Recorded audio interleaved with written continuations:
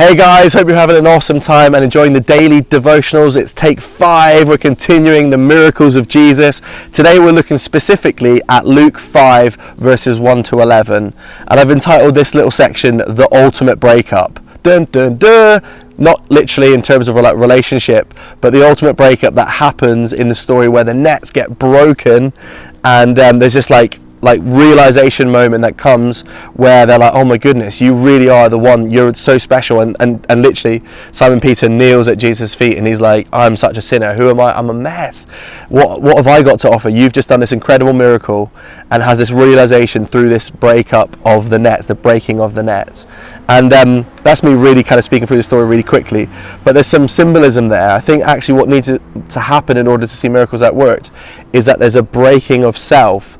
The nets weren't just a kind of literal net in terms of catching fish. The nets were perhaps a symbolization, or symbol, sorry, if you like, of Peter's self, his flesh. That he was actually, that was his job. He was a fisherman. That's who he was. That represented himself.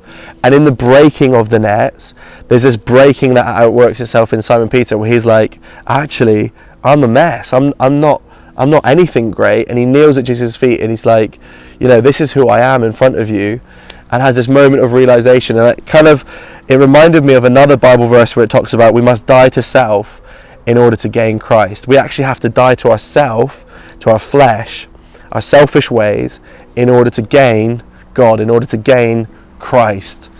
And that's what we want in outworking miracles. It's not just to outwork and look good in of ourselves. I was teaching this the other day in a primary school lesson where I was saying the purpose of miracles is not to look good. The purpose of miracles is to bring glory to God. That's what it's ultimately there to do. It brings back the glory to Him. And so as we outwork miracles, maybe there's something where we need to die to ourselves.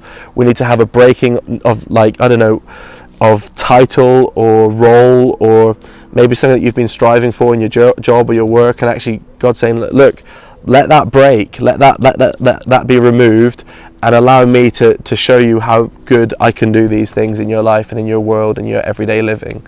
And I think it's a really powerful example, because as the nets are broken, clearly there's a realization, there's like a aha moment that happens where he's like, everything I was striving for before is no longer worth the value that it has in knowing Christ.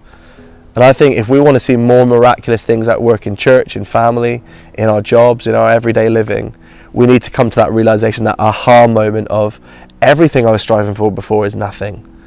In order to gain more, I actually have to, give up what I was striving for before, give up everything, lose the whole world in order to gain my soul. It's that kind of Bible verse that says, unless we surrender everything in order to gain Christ. And so whatever it is that maybe there's a breaking that's happening in your world or your circumstance, a breaking up of job or finance, I don't know what it is, but sometimes God teaches us lessons the hard way.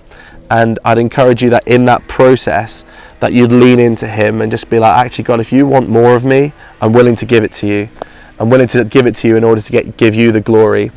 It's not about self-gratification or looking good in of yourself, but it's in order the miracles are there to give glory to God. And so I pray that would be the case for you today, that even if your whole world starts to crumble, you're still possible. It's still possible to give God the glory in that situation.